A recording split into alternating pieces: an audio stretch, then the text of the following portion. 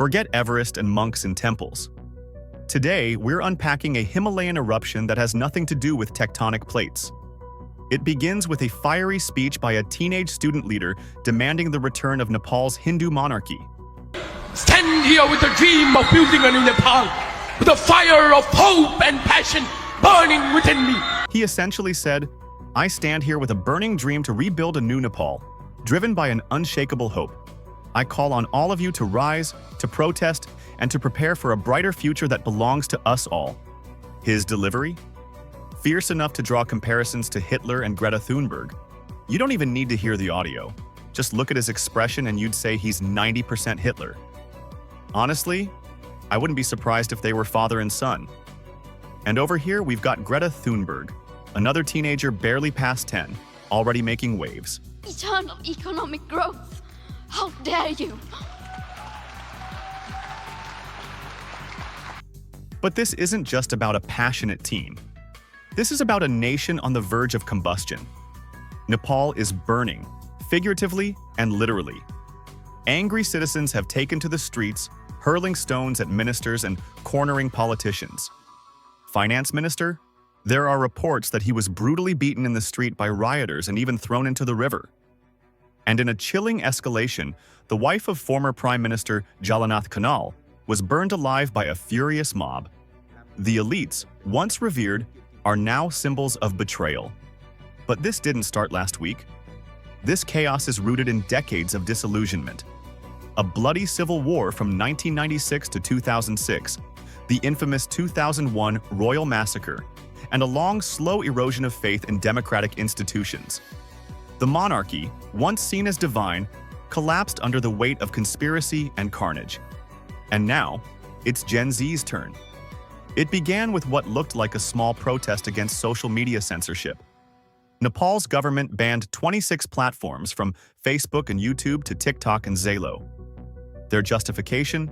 The reason given by the government was that these platforms had not registered in accordance with regulations, and that the move was intended to control fake news and hate.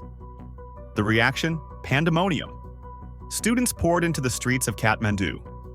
Within hours, a peaceful protest exploded into a full-blown uprising. Fires engulfed government buildings. Parliament was stormed. Former PM KP Sharma Oli's residence? Torched.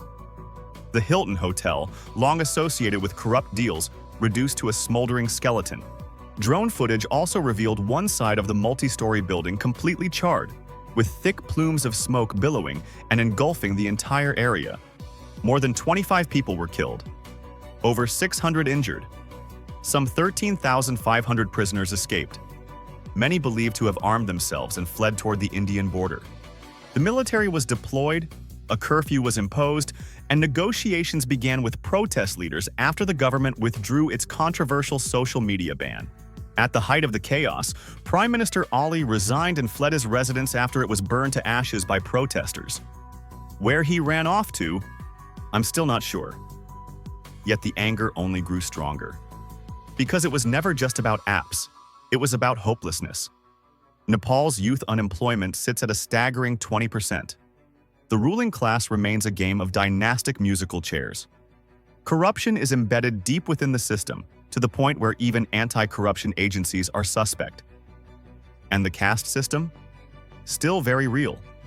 The Dalits, making up 15% of the population, remain marginalized, often treated as subhuman. What unfolded wasn't a revolution, it was a raw scream for recognition. No leaders, no structure, just frustration with no outlet. International media labeled it a riot. Commentators like Christiane Amanpour had long warned that suppressing the youth voice would lead to explosive consequences. And here it was. Flames licking the historic Singha Durbar complex, while the nation stood stunned. Nepal has cycled through 22 governments in just 20 years. That's not democracy, that's political speed dating. Every new leader scrambles to line their own pockets before stepping aside, making room for the next in line to do the same. The result? The elites grow wealthier, while ordinary people remain trapped in poverty. Rewind to the 1990s.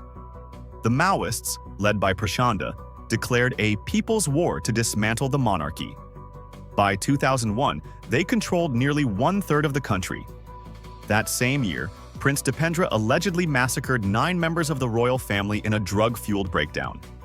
Theories still swirl that his uncle orchestrated the bloodbath to seize power.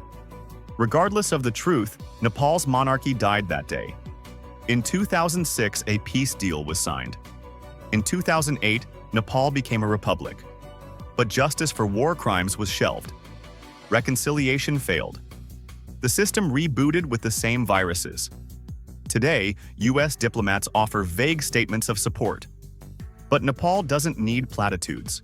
It needs purpose. This isn't about tearing down a building. It's about tearing down an entire way of life that failed its people. When the people lose faith in the system, revolution is only a matter of time. When a generation grows up unheard, they don't whisper. They roar. As the smoke and flames subside, the people are asking one another, what comes next? New elections, police investigations, a revival of public trust? Or just another vicious cycle? Will the new government truly empower the people, or simply be a repackaged version of the old elite? Nepal just roared. The world should listen. And I am Dr. Lazy. If you found this video helpful, don't forget to like, share, and subscribe to catch the latest videos.